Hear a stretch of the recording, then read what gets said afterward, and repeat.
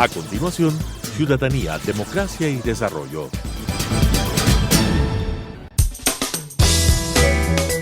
Clasificación B, bajo supervisión de un adulto.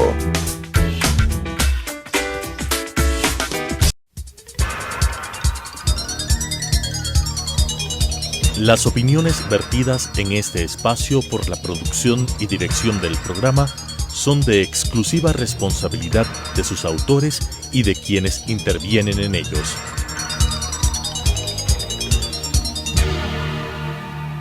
Telesucesos, Canal 29, UHF y la Unión Nacional de Periodistas presentan Ciudadanía, Democracia y Desarrollo, un espacio para explorar la acción ciudadana en relación a las políticas públicas y su impacto en la calidad de vida de los ecuatorianos.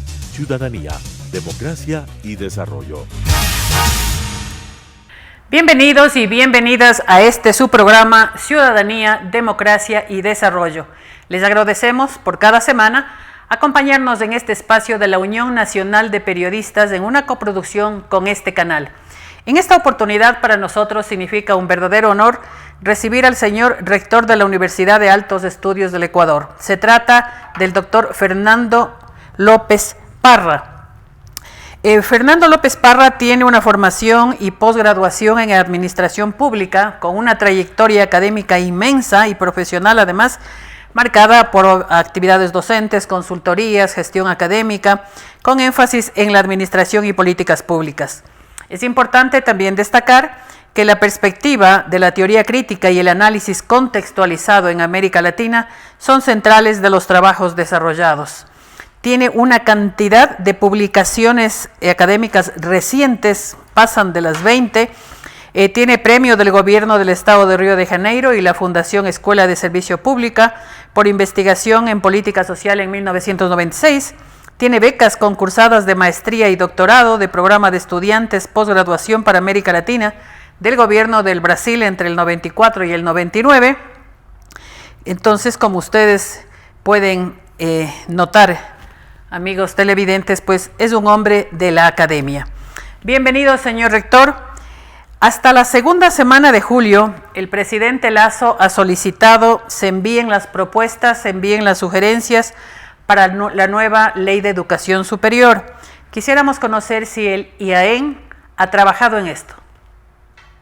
Un saludo, estimada Mariana. Para mí es un inmenso gusto poder compartir algunas ideas con usted y con los gentiles espectadores.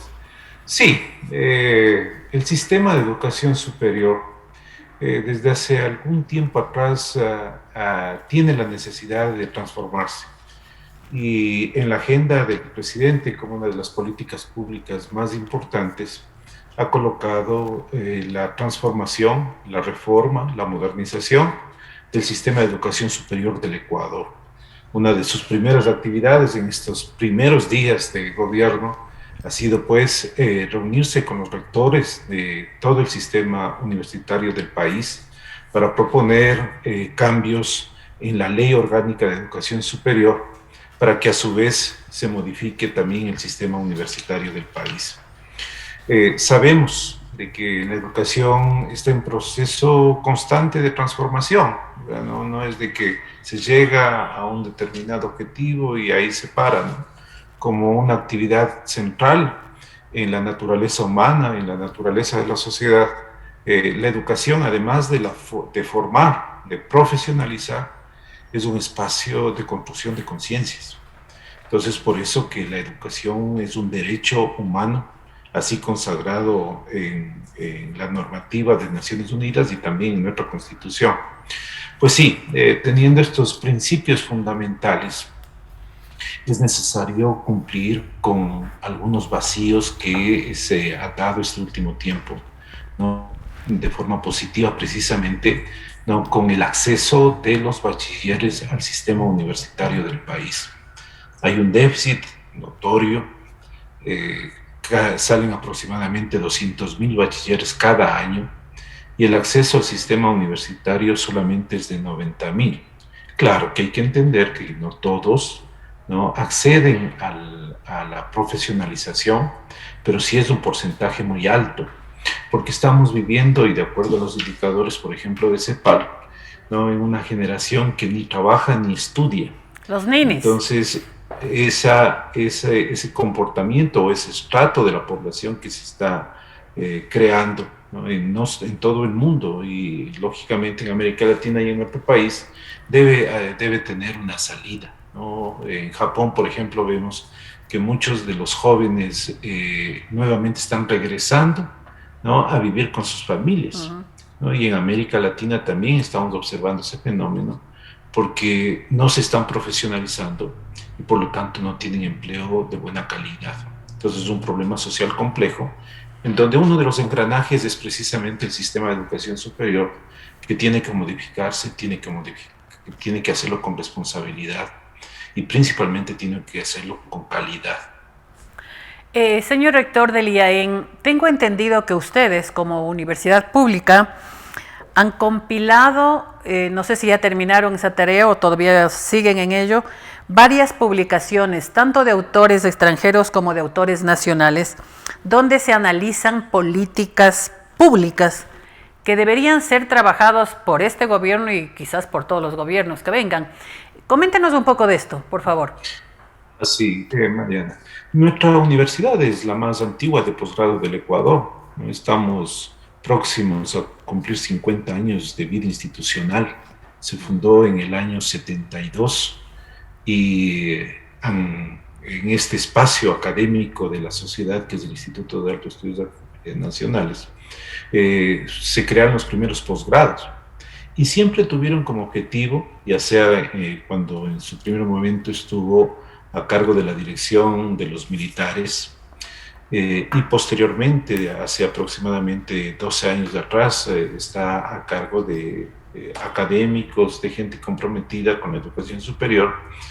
Este último tiempo, resultado de la pandemia, se creó una plataforma muy interesante que ha sido probablemente las más visitadas del sistema de educación del Ecuador y también de la región, que se llama Mirada Pública, que está un conjunto de publicaciones, un conjunto de políticas públicas para mitigar el problema del COVID en diversas dimensiones, no solamente en el ámbito de la salud, sino en todas las dimensiones, porque como sabemos, Mariana, cuando hay problemas pandémicos, ¿no?, acontecidos en el mundo históricamente, se modifican las relaciones sociales y con la modificación de las relaciones sociales se modifican todas las otras actividades humanas, ¿no?, desde el trabajo, la producción, el transporte, ¿no? Y ahí es necesario trabajar varias políticas públicas que no solamente son de salud, son también de salud,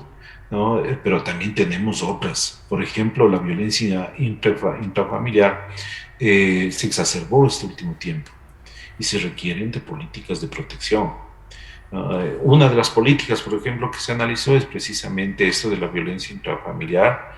Otro tiene que ver con los corredores comerciales de los productores directos, ¿no?, porque como con la experiencia que vivimos, ¿no?, vimos de que no podríamos acceder a los mercados o a los centros comerciales clásicos antes que íbamos de marzo del 2020, ¿no? Y llegaron productos directos, pero hay que crear cadenas productivas adecuadas. Por ejemplo, ahí también se construyeron un conjunto de políticas públicas para que los gobiernos subnacionales y las autoridades de esos gobiernos lo puedan acoger. Y diversas, hay alrededor de 45 políticas públicas, que sumando todas esas políticas, ¿no?, estaría un gran espacio, ¿no?, de consulta y de prácticas para la gestión del gobierno central y de los gobiernos locales, ¿no?, el teletrabajo, la educación, el problema vinculado con el transporte, ¿no?, y todo ese conjunto de situaciones ha dado lugar a construir una plataforma que creo yo que es una plataforma potente, ¿no?, en beneficio del interés público, como debe ser una universidad. Una universidad tiene esa característica de que es una especie de pequeño Estado dentro de un gran Estado, porque la sociedad le entregó esa característica de autonomía. Y por ahí precisamente está una de las modificaciones tan importantes que se requiere dentro de la Ley Orgánica de Educación Superior, ¿no? Para adquirir mayor autonomía con mayor responsabilidad. Que no seamos presa de ningún gobierno. Esa es la situación. La universidad no es propiedad de un gobierno. La universidad es propiedad del Estado y de la sociedad. Para eso se requiere autonomía. Es decir, no debería tener la universidad una bandería política, señor rector. Sin embargo, hemos visto y hemos sido testigos en el Ecuador de que muchas universidades del país se convirtieron en semilleros de conceptos ideológicos, o en fin, hay muchas. En ese sentido, por ejemplo, hay que limpiar las universidades. Recuerdo al expresidente de la década pasada que él decía que en el Ecuador la mayoría eran universidades de garage, decía, por ejemplo, ¿no? Ahora, en cambio, ¿cuál es el problema real en la universidad ecuatoriana si hablamos en lo macro, en el paraguas? Sí, son problemas históricos, ¿no? Que se han venido construyendo. Uno de los problemas que se crearon con la anterior ley, o con la ley que se pretende más bien reformar, ¿no? Es el difícil acceso de los bachilleres al sistema universitario. Y sabemos, y los rectores sabemos, dónde están los problemas de acceso de la población ecuatoriana, de los jóvenes. Por ejemplo, están, ¿no?, en los linderos limítrofes de ciertas provincias, como por ejemplo Guayas, Santa Elena, Los Ríos, ¿no?, inclusive también por Azuay, en los límites de Chimborazo, Tungurahua, Cotopaxi, ¿no?, y Bolívar. Ahí existe un corredor en esos dos espacios, ¿no?, de difícil acceso al sistema de educación superior. Y también, claro está, ¿no?, en el oriente del Ecuador y en la parte norte de la costa ecuatoriana. Eso tenemos que solucionar, ¿no? ¿Cómo se puede solucionar eso? No son solamente espacios, ¿no?, de construcción del conocimiento, de profesionalización, sino de construcción de conciencia crítica, ¿no? Y ahí precisamente la universidad tiene que ser más libre y no debe ser condicionada a políticas o a recursos condicionados, ¿no?, que beneficien a cierto gobierno, ¿no? Eso vivimos y todos nosotros sabemos, ¿no? Y lo que se necesita es tener mayor libertad, mayor autonomía para la construcción del conocimiento, para la construcción de saberes, porque entendemos, ¿no?, y toda la sociedad sabe, ¿no?, de que hay varios elementos para el desarrollo de los países.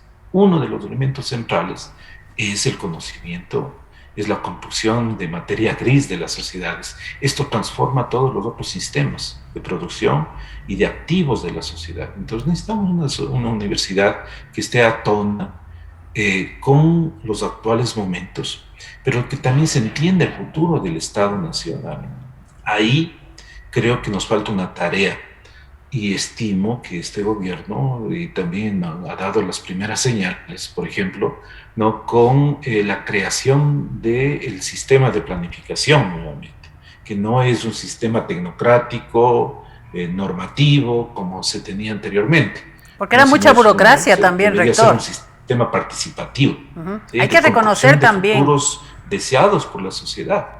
Entonces, si tenemos nosotros futuros construidos, vamos a entender cuáles son nuestras metas, cuáles son nuestros objetivos, y ahí también vamos a entender qué tipo de profesionales y cuántos profesionales requiere el país en ciertos momentos, porque no pueden ser las universidades también productoras en masa de profesionales que van al espacio del desempleo, sino deben haber objetivos concretos, ¿no?, que deben estar plasmados en los sistemas de planificación de los estados y en este caso de este gobierno también. En los últimos días se le ha escuchado al presidente Lasso hablar de que no todo ecuatoriano, no todo estudiante tiene que ser o tener un título, ¿no es cierto?, de médico, de abogado, de ingeniero, de arquitecto, de periodista, sino que también hay que ir hacia las tecnologías, pero como que en el Ecuador hay cierta resistencia a ser tecnólogo y estamos viendo que necesitamos muchísimos profesionales en tecnologías. ¿Por qué hay esa urticaria, diría yo, es que tener un título de ingeniero o de doctor le genera más estatus a un ciudadano. ¿Por qué piensan que ser tecnólogo le resta importancia cuando tan importante es el uno como es el otro? Porque el uno encaja y se ensamblan, ¿no es cierto?, para el desarrollo de un país. Exactamente, sí, ese es uno de los problemas concluidos en la psicología social. Hace un tiempo atrás se creó el término de la titulocracia en América Latina. Es decir, todos correr atrás de un título pensando que el título va a solucionar todos los problemas del ser humano y que tiene ese título y de su familia. Y nos dimos cuenta que no es así, ¿no? Que requerimos sí una formación, pero que requerimos también una formación sistémica y planificada. Uno de los problemas que yo alcanzo a observar como estudioso de las políticas públicas es la fragmentación de la política de educación en el Ecuador, ¿no? Debe haber un gancho, debe haber un puente, una relación entre el sistema de educación secundario y el sistema de educación superior. Ahí es necesario crear lo que usted bien manifiesta, ¿no? Espacios de profesionalización intermedia, que no es negativo eso de intermedio, ¿no? Que se requieren profesionales de altísima calidad. Por ejemplo, hoy más que nunca, ¿no? Se requieren expertos en rehabilitación del sistema sanitario, ¿no? De la salud de la gente, ¿no? Probablemente vamos a necesitar gente que esté vinculada con los problemas mentales que está dando resultado esta pandemia, especialistas técnicos en aparatos médicos, la gente que tiene que procesar mejor los alimentos, ¿no?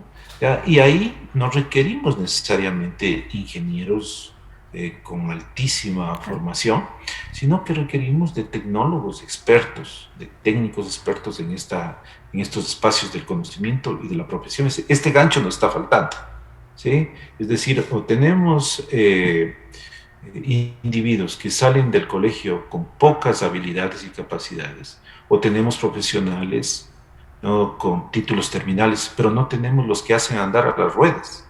Entonces, esta rueda tiene que construirse, esta rueda intermedia, porque si no, los ingenieros están haciendo las labores de los tecnólogos o de los técnicos con un salario menor, y no se está construyendo conocimiento en la ingeniería. Entonces, hay que entender que el conocimiento está en los más altos niveles, principalmente a nivel de posgrado, que ahí van pocos, ahí van los que quieren hacer la academia mismo, los que quieren ser investigadores, profesores, ahí deben estar ellos, ¿no? No todos necesitan tener título de maestría ni de PhD, no se requiere, ¿no? Eso también es un problema que se está dando, ¿ya? Por esta cuestión de la titulocracia. Sí se necesita personal altamente capacitado, pero también se necesita buenos profesionales que no necesariamente tienen que optar al nivel de posgrado para lo que se dice, ¿no?, limpiar el título de profesional, ¿sí? O sea, darle un condumio mayor en el posgrado. No se trata de eso, ¿no? La formación profesional a nivel de grado es finalística y salen los mejores profesionales de ahí. Los que quieren especializarse en ciertas cosas está bien por ahí.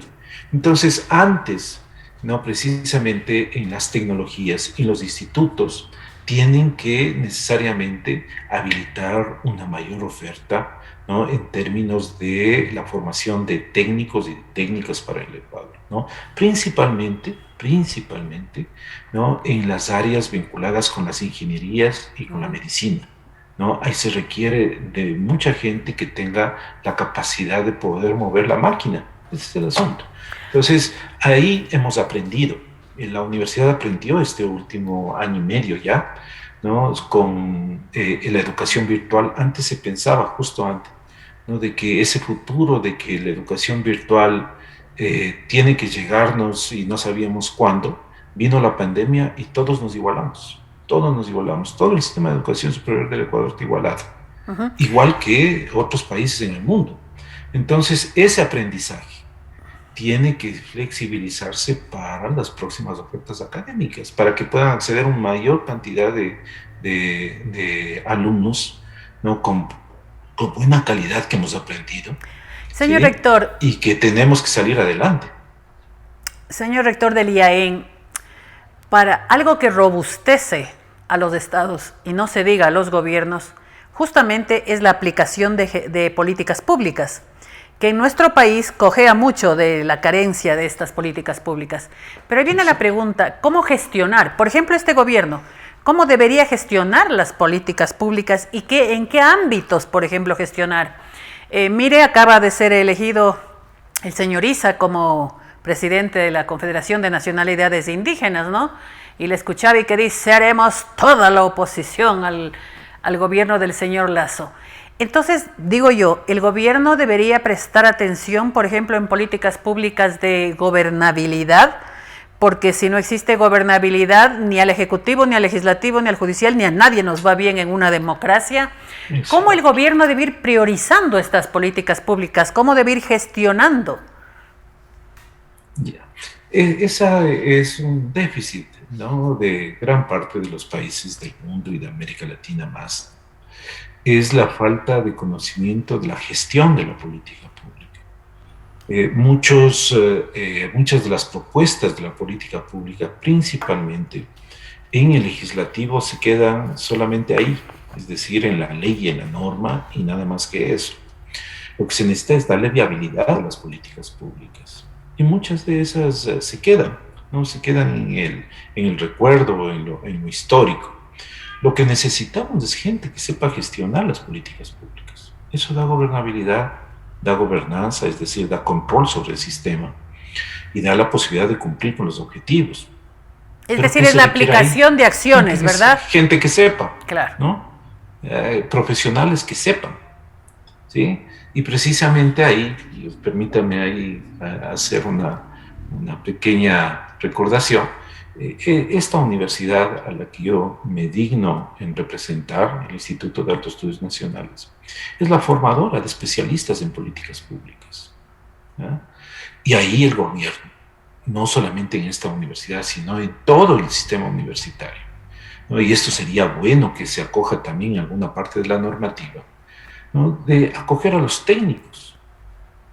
Las grandes transformaciones de los estados, en los procesos de modernización de esto, no se da por los políticos exclusivamente, sí se da, pero se da principalmente por la gente que sabe de política pública, es decir, por los especialistas, porque ellos son los que sustentan precisamente las decisiones políticas. Entonces, tenemos que dar más supremacía al conocimiento de la técnica, de lo que es lo político, no solamente del discurso, sino de la gente que sabe hacer. Porque una cosa es gerenciar una empresa y otra cosa es gobernar un estado, ¿no? Se necesita un conjunto de destrezas y habilidades que, además del conocimiento, se requiere de inteligencias superiores, ¿no? Entonces, sí necesita el Estado y sí necesita que este gobierno regrese a ver a las universidades, ¿no? Como el espacio, ¿no? Para fortalecerse ellos mismos. Entonces, nuestras universidades están aptas, creo que todas son universidades maduras en el Ecuador, como para poder apoyar en esto lo que ha dicho el presidente Lasso, ¿no? En este gobierno del encuentro, ¿sí? Para encontrarnos nuevamente y trabajar tomados de la mano en beneficio del país. Siempre habrá políticos. Claro, es propio de la naturaleza de los estados democráticos, ¿no? Que tienen otro tipo de visión, otro tipo de discursos. Pero esto es absolutamente respetable, ¿no? Eso la sociedad misma va filtrando, pero para eso también necesitamos sociedades inteligentes o sociedades que estén educadas. Doctor López Parra, ¿qué pasa si en las políticas públicas para la gobernanza, mejor dicho, si no se aplican las políticas públicas para la gobernanza? Y con eso terminaríamos. Sí, eso le viene un resultado directo en contra de la credibilidad del gobierno, ¿no? Si es que no hay un control sobre la política pública y sobre las instituciones del Estado que gestionan ¿no? Precisamente en la política pública, hay un proceso de deslegitimación de la toma de decisiones, en este caso de los gobernantes. Es por eso que tienen que ser muy oportunos, entender el timing político de la política pública, ¿no? Para tomar decisiones. Una cosa es gobernar los primeros 100 días, otra cosa es gobernar después de ese periodo, y otra cosa es gobernar ya en el tercer año. Por eso hay que disponer de muchas destrezas, ¿no? En términos del conocimiento de lo político y de lo que es la política pública y su institucionalidad. Requerimos de gente que sepa valorar esto, no solamente de gente que tenga buenas intenciones, sino requerimos de técnicos. Yo creo que la administración pública, entendiendo este caminar que ha tenido el Estado Nacional, se ha profesionalizado este último tiempo, pero requiere cada vez una mejor y mayor actualización, una mejor y mayor competencia. Porque antes se decía, tú trabajas en el servicio público y era como un profesional de segunda categoría. Hoy no es así. Es igual un director del sistema de planificación de educación que un alto gerente de una empresa privada. Todos sumamos. El nivel de complejidad es mayor. Todos sumamos.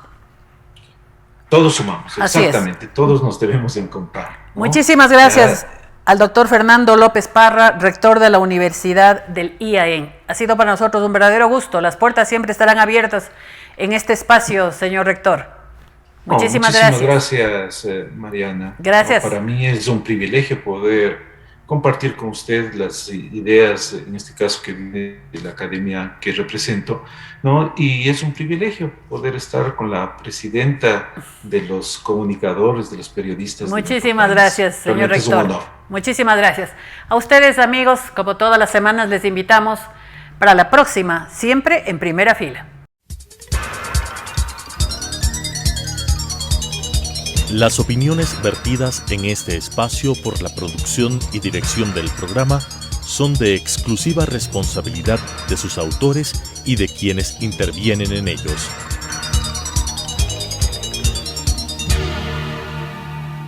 Telesucesos Canal 29 UHF y la Unión Nacional de Periodistas presentaron Ciudadanía, Democracia y Desarrollo, un espacio para explorar la acción ciudadana en relación a las políticas públicas y su impacto en la calidad de vida de los ecuatorianos. Ciudadanía, Democracia y Desarrollo.